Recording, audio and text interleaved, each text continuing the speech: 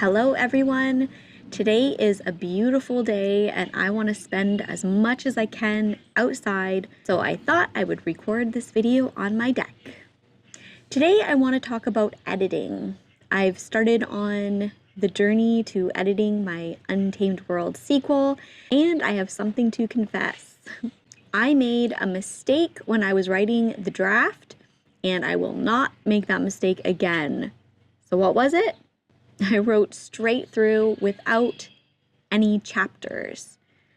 I thought that sounded like a good idea, that when I read through, I could divide it up where it made sense to me, but that just gave me a lot of extra work during my editing process.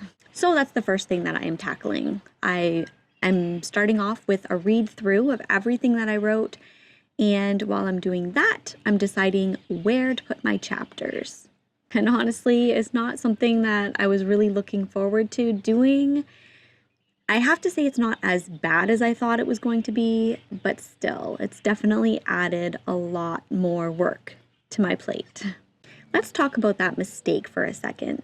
Why not planning chapters is such a pain. At the time, skipping chapter planning actually helped me to get the words out faster onto the paper. I thought, I'll figure that out later, which sounded smart until later became now. Chapters are kind of the skeleton of your story. They help to pace everything. Without them, you're left trying to guess where one scene ends and then another scene begins, where tensions rise, where readers might take a break, or better yet, not take a break because they're hooked. Now I've got this 40,000 something word document and zero structure. It's just one long scroll. And I'm like, okay, brain, have fun trying to sort this out. I definitely learned my lesson. Even just having a rough chapter map next time will save me a lot of time in the long run. So here's a little more on my plan for my editing process. As I mentioned, I'm starting off with a read through. I'm not doing any big changes yet, just reading, making some light notes, and deciding where my chapter breaks are going to be. I'm trying not to get caught up in fixing all of the awkward sentences or the weird dialogue just yet, even though it's so tempting.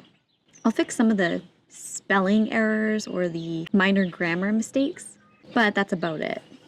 Ideally, I want to end as many of the chapters that I can on tension points, those moments that pull you into the next chapter, like a big reveal, a new question, a dangerous situation, or even a juicy bit of dialogue, just to keep the reader wanting more. But I'll also use chapter breaks to slow down the pace if it needs that. Not every break needs to be dramatic. I just have to say that when I am reading through, it's just so awesome when you get to a scene and you just have to pause after you read it and just soak it in and realize I wrote that. That is such an awesome feeling. But I do also come upon scenes where it is underdeveloped or even some dialogue that's going to need some extra work. You know, there's some places where I basically summarized what was going on instead of digging deeper into the scene and showing what was going on and using dialogue to keep it moving. And those will be areas that I need to work on when I go to my next draft. So I will take some notes and put some tips of what I want to do briefly, but that will be the next draft's problem. There are also some character arcs that I know I need to develop more. Some of the emotional beats kind of felt flat because I didn't spend enough time on them. Like I knew where I wanted the character to end up, but the steps to get there are still a little bit blurry and could use some focus. As well, there were some new characters that I wrote into the sequel that I was still kind of getting to know. So I can definitely work on improving that the next time around.